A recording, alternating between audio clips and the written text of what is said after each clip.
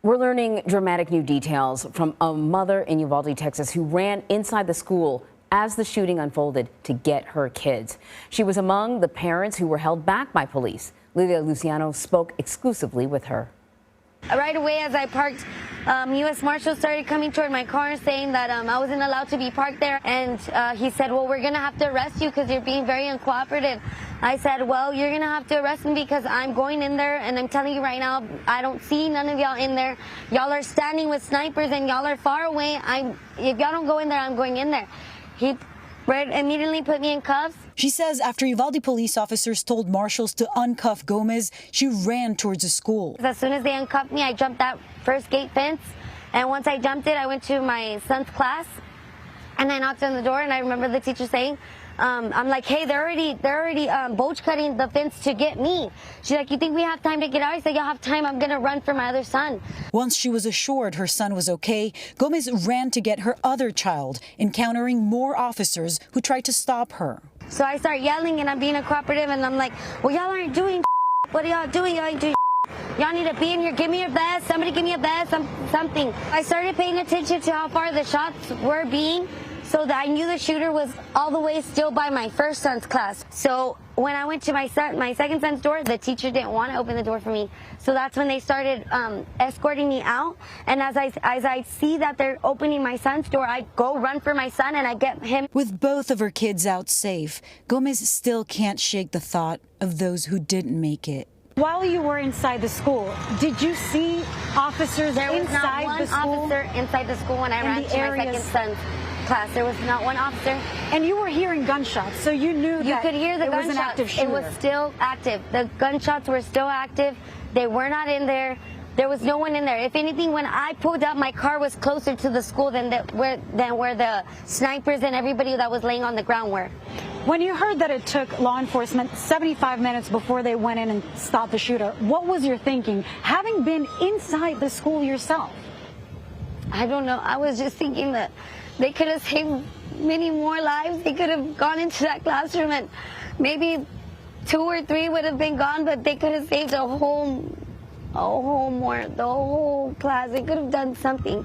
Gone through the window, sniped them through the window. I mean, something, but nothing was being done. If anything, they were being more aggressive on us parents that were willing to go in there. And like I told one of the officers, I don't need you to protect me. Get away from me. I don't need your protection. If anything, I need you to go in there with me to go protect my kids. And if anything, they were being more aggressive on us. They were more pertained on keeping us back than getting into that school. We know there were 19 officers inside the school. This is what the Texas Department of Public Safety have told us, and has been documented. She was in a different area, but she was still within an earshot. Of course, law enforcement could not let all the parents go in for their safety, for everyone's safety, and so they could focus on the evacuations. But there's no doubt, and law enforcement has admitted that this wait was a big mistake. Henry. Yeah, definitely. And I think everyone knows that this is a pressure situation, and that when you're under pressure, you're not aware of everything that's happening. Still, any parent can understand the sentiment of that mother. I totally get it. And as a result, things go back to Pete Arredondo, the police chief for the school. There's still a lot of questions about how he made the decisions that he made. I can't even believe, to tell you the truth, that she was able to get into the school, which tells me that the perimeter wasn't really all that secure.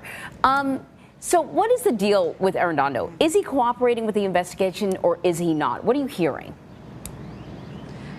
Well, what DPS told us initially is that he has not been responding to requests by the Texas Rangers who are leading that investigation for a follow-up interview. He was already interviewed. They're asking for follow-up interviews for more information, and now that they have other kinds of evidence. One thing and then he told our affiliate in Houston that he has communicated with DPS. The Texas Rangers are part of DPS. We're still asking those questions, and so is a state senator, Roland Gutierrez, who I spoke with late yesterday, who was telling me that he has been demanding a report that specifies exactly who was where. He says, look, if there were DPS agents there, officers there, if there were Uvalde police, whomever else was in there, could have also just intervened, made that call, taken charge, but somehow DPS is putting all of the blame on this one, school police chief who really, oversees the tiniest of all units. I asked him, do you think, this is a scapegoating situation? He says, that's what I've been saying from the beginning. It's not to, assign blame without having the facts. That's what he's demanding. And he told me, if I don't have an answer, if I don't have that report by 11 a.m. this morning, he's going to do a press conference. He's going to put a lot more pressure. And those questions are key because, yes, Pete Arredondo has been, the sole name carrying all of the guilt or the blame of that horrible decision, but there were other agencies there, and it took 75 minutes before Bortek from Border Patrol finally, went in, only after having a key from a janitor. I mean, all of it just seems so wrong, and that's what the people in this community keep telling us. I mean, it does not make sense. It still seems to have fallen within protocol.